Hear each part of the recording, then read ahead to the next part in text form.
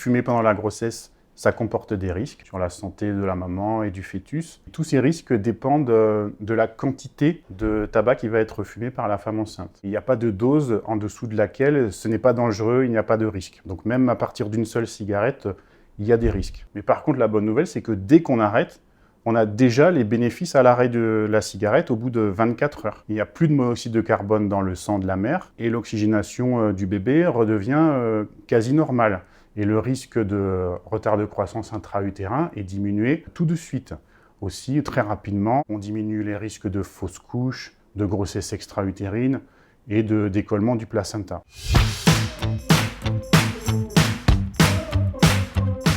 Le moment idéal pour arrêter de fumer, c'est quand on l'a décidé, quand on le souhaite. Idéalement, c'est avant la conception. Donc, c'est conseillé aux mamans qui veulent avoir un bébé de réfléchir à leur arrêt, d'aller consulter un tabacologue, un professionnel de santé pour l'aider à arrêter sa consommation. Voilà. Après, si la consommation est très importante, si la maman a beaucoup de difficultés à arrêter de fumer malgré le fait qu'elle a envie d'avoir un bébé, on peut aussi envisager d'autres stratégies de diminution de consommation avec un apport en substitut nicotinique, mais tout ça, ça sera vu avec le professionnel de santé qui va la suivre. Ce qu'il faut savoir, c'est qu'il y a toujours un bénéfice à arrêter de fumer, quel que soit le moment. Même si on n'a pas arrêté au début de la grossesse, il y aura un bénéfice si on arrête un peu plus tard, ou même juste avant l'accouchement, ou même juste après. Le meilleur moment pour arrêter, c'est quand on arrête. La cigarette électronique, si elle est utilisée pour ne pas fumer, c'est un merveilleux outil et il faut encourager la femme enceinte à continuer à vapoter plutôt qu'à reprendre la cigarette. La clé de la prise en charge, c'est l'accompagnement. Et la cigarette électronique peut être un outil d'aide à l'accompagnement de l'arrêt du tabac. Il est raisonnable de penser que la cigarette électronique est probablement infiniment moins toxique que la cigarette. Et donc, on ne peut que la conseiller si elle permet à la maman d'arrêter de fumer.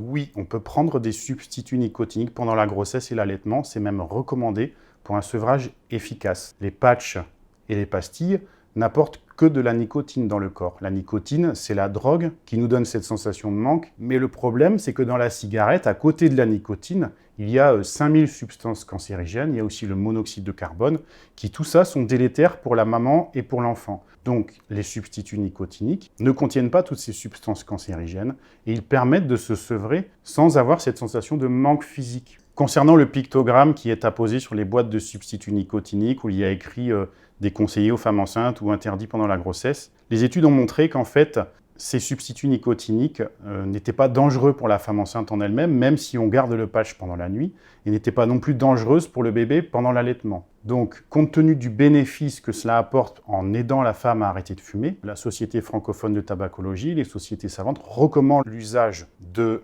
ces substituts nicotiniques et de ne pas prendre en compte ce pictogramme qui est inscrit sur les boîtes.